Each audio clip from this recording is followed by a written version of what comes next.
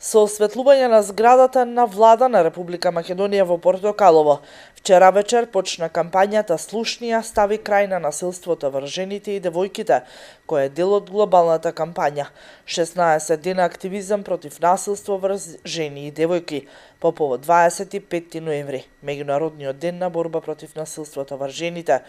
Настанот го организира Обединетите нации и владата заедно со повеќе невладени организации и представници на дипломатскиот кор.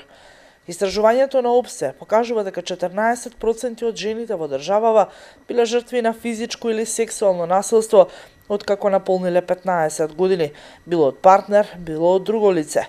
Многу долго молчење и стигма овозможија насилството врз жените да продолжи, а отсуството на критики во општеството дополнително ја влошува состојбата.